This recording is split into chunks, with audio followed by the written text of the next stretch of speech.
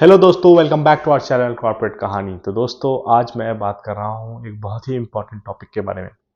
ये जो दौर है वो ये सबको फेस करना है जो आईटी एम्प्लॉय में आ चुके हैं या फिर आईटी में जॉब कर रहे हैं 4 या 5 साल से। तो मेरे लाइफ में भी ये फेज जल्दी ही आने वाला है 8-10 साल में।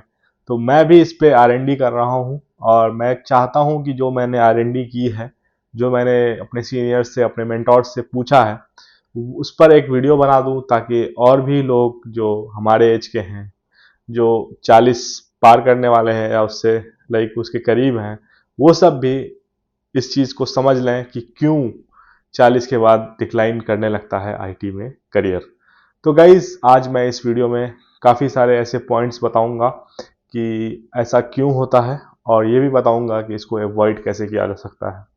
तो आप लोग पूरे वीडियो को अच्छे से देखिएगा और जो भी आपका फीडबैक होगा, आप क्या सोचते हैं इस पर, वो कमेंट बॉक्स में ज़रूर बताइएगा। और गाइज, हमारे इस चैनल को सब्सक्राइब कर लीजिएगा क्योंकि मैं ऐसी ही वीडियोस लेकर आता हूँ जिससे लोगों की हेल्प हो सके और फ़ायदा हो सके आईटी एम्प्लॉयज़ का मोस्टली, और भी लोगों का, क्योंकि मैं व्लॉग्स भी डालता हूँ तो आप उसमें मेरी लाइफ भी देख सकते हैं। तो गाइज, बढ़ते हैं आगे और जानते हैं इस टॉपिक के बारे में अच्छे से। तो होता क्या है गाइज, क्यों जो 40 के हो जाते हैं आईटी में एम्प्लॉयज़ तो उनको पर खतरा ज़्यादा हो जाता है। सबसे पहला चीज़ होता है गाइस उनका वैल्यू। जब एम्प्लॉय 40 का हो जाता है, यानी समझिए अगर उसने 22-23 में ही जॉब शुरू किया है तो 16-17 साल का उनका एक्सपीरियंस हो गया। जब किसी का एक्सपीरियंस 16-17 साल का हो जाता है किसी भी कंपनी में, तो उनका वैल्यूएशन बहुत ज़्यादा हो जाता है। आप देख रहे होंगे कि कोई भी आपका सीनियर होगा, अगर आप उससे ऑनेस्टली पूछेंगे कि भाई आपकी सैलरी कितनी है, तो वो 30-35, कई लोग 40 के अराउंड, 40 लाख पर एनम के अराउंड सैलरी कमा रहे होते हैं। इंडिया की बात कर रहा हूँ, बाकी फॉरेन में भी ऐसा ही है, मतलब वो डॉलर्स में है, उसी को कन्वर्ट कर लीजिए। तो इस तरह की हैफ्टी सैलरी वो उठा रहे होते हैं। तो अब क्या होता है कि कोई भी प्रोजेक्ट डिपेंड करता है उसके क्लाइंट पर। तो क्लाइंट जो होती है वो मोस्टली चाहती है कि हमें ऐसे लोग मिलें जो थोड़े सस्ते हों, वो उन उसी फिराक में रहती है और उनका काम हो जाए। और जो सर्विस बेस्ड कंपनी होती है जैसे टीसीएस या कॉग्निजेंट, इस तरह की कंपनी होती है, वो भी ज़्यादा फोकस करती है कि हमें कम बच्चों में काम हो जाए और इस तरह के जो एम्प्लॉय हैं जो काफ़ी पढ़े लिखे और मंझे और जो नॉलेजेबल हैं वो एक आध ही रहें। तो ये भी एक रीज़न है अफोर्डेबिलिटी का कि क्लाइंट अफोर्ड नहीं कर पाते हैं ज़्यादा महंगे एम्प्लॉयज़ को। तो ये एक बहुत बड़ा रीज़न है कि एम्प्लॉयज़ 40 के बाद कम होने लगते हैं आईटी इंडस्ट्री में।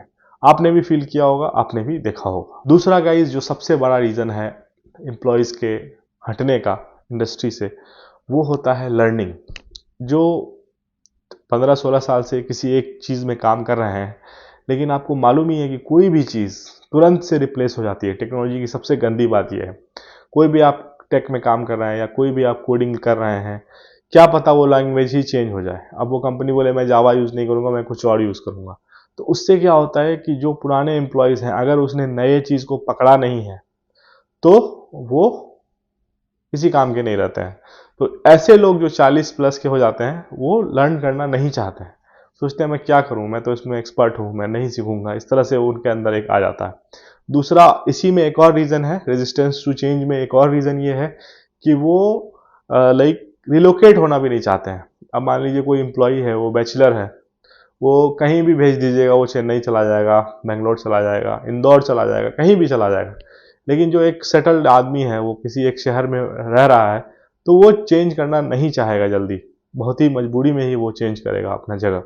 और इंटरनेशनल ट्रैवल भी वो ज़्यादा नहीं चाहेगा। अगर कोई नया बंदा है जिसका 2-3 साल का एक्सपीरियंस है, उसको आप दुनिया के किसी भी कोने में भेज देंगे तो वो चला जाएगा। एक ये भी बहुत बड़ा रीज़न है, यानी रेजिस्टेंस टू चेंज, चेंज वो करना नहीं चाहते। थर्ड पॉइंट है स्किल्स। तो गाइज, स्किल्स की बात मैं जहाँ तक करूँ कि अगर कोई एम्प्लॉय 10 साल से एक ही प्रोजेक्ट में है या एक ही तरह का काम कर रहा है, तो वो अपने आप को एक एक्सपर्ट समझने रखता है। वो सोचता है कि मेरा एक्सपर्टाइज इसमें है, मैं सब चीज़ इसमें जानता हूँ। लेकिन सबसे बड़ी गंदी चीज़ ये है टेक्नोलॉजी की, वो एक्सपर्ट्स को ख़त्म करके दूसरा टेक्नोलॉजी ले आती है जिसमें अगला एक्सपर्ट जनरेट कर देती है। ये बहुत ही गंदी चीज़ है टेक्नोलॉजी की। तो इस चक्कर में भी काफ़ी सारे एम्प्लॉयज़ को अपने जॉब से हाथ धोना पड़ता है। और जो ये बड़े एम्प्लॉयज़ होते हैं वो जल्दी लर्न करना नहीं चाहते हैं, उन्हें मन नहीं करता है, उन्हें बहुत सारे काम भी होते हैं, ऐसा नहीं है कि वो चाहते नहीं हैं, चाहते भी हैं कई बार, तो उनको और सारी ड्यूटीज़ होती हैं जिसकी वजह से वो इस नई चीज़ को लर्न नहीं कर पाते हैं। एक बहुत बड़ा रीज़न है। ये काम हम लोग भी अभी जब छोटे हैं तब भी हम लोग कोई चीज़ सीख लिया एक प्रोजेक्ट में तो अब लगता है कि भाई यही करना है, अगला कोई आगे आगे की सोच नहीं है, हमारे अंदर भी नहीं है, मतलब बहुत ज़्यादा। अब तो मैं करने लगा हूँ। आप लोग अगर फ्रेशर्स हैं तो प्लीज़ इस चीज़ को ध्यान में रखें कि जो ट्रेंडिंग चल रहा है उसके साथ साथ ही आपको आगे बढ़ना है, नहीं तो काफ़ी दिक्कत हो जाती है। चौथा सबसे बड़ा पॉइंट ये है कि प्लानिंग नहीं करते हैं। जो 40 के हो गए हैं उन्होंने सही से प्लानिंग नहीं की है। अगर वो 30 में या 26-27 में प्लानिंग कर लेते कि मैं 40 साल का जब हो जाऊंगा तो मैं कहाँ अपने आप को देखूंगा, मैं क्या करता फिरूंगा, इस चीज़ को अगर कोई अच्छे से प्लान कर ले तो आई डोंट थिंक कि उसको इस तरह की परेशानी आएगी। तो प्लान करने का मतलब ये नहीं है कि सिर्फ प्लान कर लिया कि हाँ भाई मैं ये करूंगा ये करूंगा। प्लानिंग का मतलब ये है कि आप उसके साथ साथ आपको उसके साथ स्किल्स भी डेवलप करना होगा। जब आप 40 के होने वाले हैं तो आप एक सीनियर एम्प्लॉय हो गए हैं, तो अब क्या होगा, आपको ज़्यादा टेक रोल ऑफर तो होंगे, बट उसके साथ साथ आपको मैनेजरियल रोल्स ऑफर होंगे, प्रोजेक्ट के रोल्स ऑफर होंगे। तो आपको उस तरह का लाइक काम सीखना आना चाहिए, यानी कि आप इस तरह की कैपेबिलिटी बनाने की आप 40-50 लोगों को मैनेज कर पाएँ, ये कैपेबिलिटी। और प्रोजेक्ट को कैसे हैंडल करना है, क्लाइंट से कैसे बात करना है as a client facing employee, कैसे अपने जो सबऑर्डिनेट्स हैं उनको ट्रेन करना है, इन चीज़ों का स्किल्स लोगों को सीख लेना चाहिए, सीखना शुरू कर देना चाहिए शुरुआत से ही। और जैसे बहुत सारे रोल्स हैं, जैसे सीनियर रोल्स जैसे प्रोडक्ट मैनेजर का या स्क्रम मास्टर का, इस तरह के रोल्स के लिए भी लोगों को प्रिपेयर होना चाहिए, ताकि यही रोल्स आपके जॉब को उस टाइम बचाएगा जब आप 40 प्लस हो जाएंगे। तो ये वाली जो प्लानिंग है ना अपने करियर के लिए, ये हमको लगता है कि सबको शुरू कर देना चाहिए एक टाइम आने के बाद। लाइक आप 5-6 साल हो गया तो आप इस तरह का प्लानिंग साइड बाय साइड शुरू कर दीजिए, नहीं तो गाइस बहुत ही ज़्यादा दिक्कत है आगे। सबसे बड़ा पॉइंट जो मैं खासकर टीसीएस में जो लोग हैं उन लोगों को देना चाहूँगा ये एडवाइस, कि आप लोगों को लगता है कि भाई टीसीएस में आ गए हैं, गवर्नमेंट जॉब है, अब मैं कहाँ जाऊँ। या बहुत सारे लोग हैं, मेरे भी कई दोस्त हैं अभी भी, मैं कॉग्निजेंट मेरी पहली कंपनी थी, वो उसी कंपनी में अभी भी बने हुए हैं, उनकी सैलरी ज़्यादा नहीं है, उनकी सैलरी अभी भी वही 40-50 के करीब है, लेकिन उन्हें लगता है कि हो गया यार, क्यों चेंज करें, क्यों हमें कहीं और जाना है, इस तरह का उनका एक सोच आता है, एक फीलिंग उनके अंदर रहती है। लेकिन ये गाइस बहुत ही गंदी फीलिंग है। इससे क्या होता है गाइस, आपकी सेविंग्स नहीं हो पाती। आप जो चाहेंगे कि मैं पैसे बचा के कुछ कर लूं, अगर आप एक ही कंपनी में रहेंगे तो आप कभी नहीं कर पाएंगे। और 40-50 हज़ार की गाइस जो मेट्रो सिटीज़ हैं इंडिया की, वहाँ पर अभी कोई औकात नहीं है। तो आप उसमें सिर्फ खा लेंगे यही होगा, या फिर घर का रेंट दे देंगे, इतना ही कर पाएंगे, इससे ज़्यादा आप कुछ नहीं कर पाएंगे। तो आपको कंपनी स्विच करते ही रहना है, कंपनी स्विच नहीं करना और 5 साल 10 साल रहना एक जगह एक ही सैलरी पर। ऐसा करने वाले लोग मुझे थोड़ा से सही नहीं लगते हैं। मतलब वो कई लोग होंगे ऐसे, मैं उनको सॉरी बोलते हुए ये कहूँगा कि प्लीज़ आप लोग सब लोग ऐसे नहीं बने, कंपनी को छोड़ते रहें, अपने स्किल से प्यार करें, अपने जॉब से प्यार करें। ये चीज़ एपीजे अब्दुल कलाम ने भी अपनी किताब में लिखी है कि don't love your company, love your job. तो ये काम अगर आप करते रहेंगे, अपने कंपनी से प्यार करते रहेंगे, तो आप बहुत बुरा फंसेंगे, आपके पास सेविंग्स नहीं होगी। मान लीजिए 40 के एज में आपको कंपनी से निकाल दिया जाता है अचानक, आपके पास कुछ तो ऐसा सेविंग होना चाहिए जिससे आप कुछ कर पाएँ, कुछ अलग चीज़ें कर पाएँ, या फिर कुछ कुछ महीने आप रुक पाएँ, जिसके बाद आप जॉब सर्च कर पाएँ। ये चीज़ें तो आप कर सकते हैं ना। तो ये भी काफ़ी इंपॉर्टेंट है, सेविंग्स आपके पास होनी चाहिए।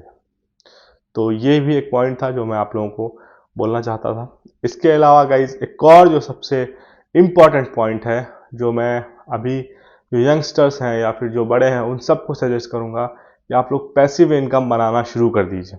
पैसिव इनकम को ग्रो करना आसान नहीं होता है, पैसिव इनकम बहुत सारा टाइम लेती है ग्रो करने के लिए। तो कुछ पैसिव इनकम्स हैं, जैसे यूट्यूब है, इस पे आप काम कर सकते हैं।